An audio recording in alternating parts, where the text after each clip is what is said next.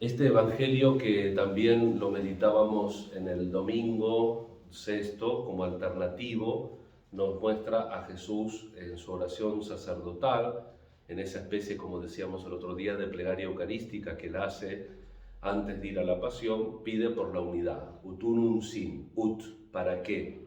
Para que uno sean, para que seamos uno. Vieron que siempre las plegarias eucarísticas tienen una forma aproximada, que estamos congregados o que el Espíritu Santo nos congregue en la unidad, los que celebramos, ¿no?, la Eucaristía.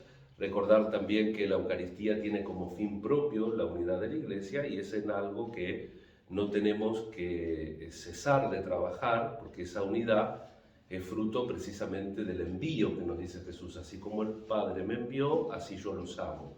Como el Padre me envió, así yo los amo también, los envío y los amo. El amor y el envío van juntos, la gracia de Dios en el envío, que tiene que ir trabajando con la naturaleza humana como más o menos podamos, porque la realidad en todos los tiempos, vieron que siempre ha habido y había antes de la Iglesia surgida por el Espíritu de Pentecostés, ya había siempre en todas las comunidades humanas hay necesidad de unión y hay división, por la singularidad de cada uno de nosotros.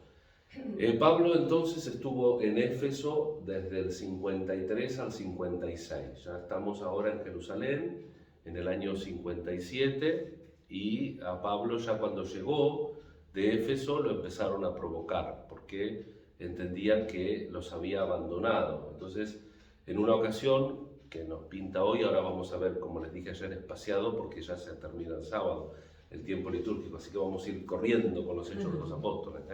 Hoy lo encontramos a Pablo rezando en el templo y le empiezan a gritar a Pablo, a provocarlo, se arma un tumulto, y cada vez que pasaba eso, la autoridad romana intervenía, lo llevan a la fortaleza, y el encargado de la justicia romana quiere ver a ver qué está pasando. Y entonces Pablo, aprovechando que estaban los del Sanedrín y aprovechando esto que les venía diciendo, que en todos los grupos hay divisiones, conociendo la diferencia de los fariseos con los saduceos, que estos últimos no creen en la vida espiritual, Pablo aprovecha, dice la resurrección, pero un poco con intención de provocar eso que provocó, hasta hacer un tumulto que, a riesgo de ser linchado, la justicia lo pone preso para protegerlo de los propios hermanos, de los propios judíos, ¿no es cierto? Y ahí comienza este largo proceso de cautividad de Pablo, que lo conducirá a Roma. Esto siempre me gusta resaltar algún detalle importante, también que estamos celebrando el martirio de dos santos conocidos, Marcelino y Pedro, famosos, aunque no hay tantísimos datos históricos de ellos. Parecería que Marcelino fue un presbítero y Pedro un exorcista, es decir, iba camino al sacerdocio, pero todavía no había llegado. Recordemos que hasta el año 70 había uno de los ministerios anteriores, era el exorcistado, que no era básicamente hacer exorcismos como los entendemos hoy, sino que era purificar las cosas, purificar a los neófitos en el bautismo. Ese hacía una oración de purificación para liberarnos de cualquier contagio de mal, y estaba encargado en los ministerios anteriores al presbiterado. Parecería que murió en la persecución de Diocleciano, estos dos, en el año 304. Entonces digo, también para enfocar, ¿no?, el sufrimiento y el martirio, porque parecería que el mejor cristiano es el que sufre y el mejor cristiano es el martirizado, y no. Es decir, ellos, lo que es principal es anunciar el Evangelio y tener una vida conforme a esa unidad que Cristo nos pide, y ese amor, a ese responder a la llamada de Dios. Entonces, si en algún momento verdaderamente eso se pone en juego, sí, pero no es la primera de cambio. Yo soy cristiano, mátenme. No, no es la actitud. No es la actitud de Marcelino y Pedro, y tampoco es la actitud de Pablo, que Pablo agarra y después va a apelar, porque se da cuenta que los judíos lo quieren matar sin pena, sin gloria, y él dice, no, es mejor. Nos da la pista la última frase de la lectura de hoy. Dice que estando preso escuchó una voz que le dijo, ánimo, así como diste testimonio en Jerusalén, tendrás que dar testimonio por mí en Roma. Y eso un poco a él le hace prender la lamparita para apelar a su ciudadanía romana y hacer ese largo viaje, esas dos cautividades que la segunda ya lo llevará a dar testimonio.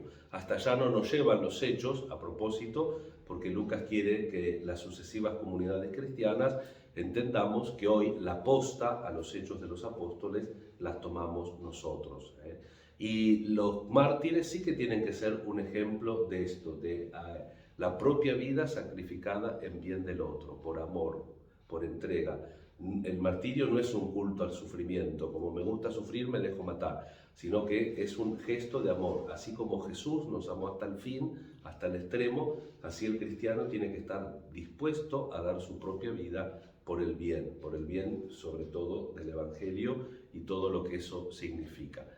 Están las catacumbas de los santos Marcelino y Pedro en Roma, porque en principio del siglo IV, para que los cristianos no vayan tanto a venerar a los mártires, se los veneraba no en un sentido endiosarlos, pero la gente cuando vio un mártir, el lugar donde estaba enterrado se llamaba Triunfo, el Triunfo, y la gente quería enterrarse cerca. Entonces, por eso Pedro, cuando descubrieron la tumba de Pedro, porque en un lugar que había muchas, como decimos ahora, mausoleos importantes, de golpe había un montón de tumbitas chiquitas hechas con tejas que estaban todas en semicírculo y encontraron la de Pedro, con una piedra grande que decía Pedro. Y en este caso, al principio escondieron la sepultura de Marcelino y Pedro, pero unas dos señoras piadosas de Roma la encontraron y claro, la gente empezó a ir y querían enterrarse ahí, y por eso son las catacumbas de los santos Marcelino y Pedro en Roma.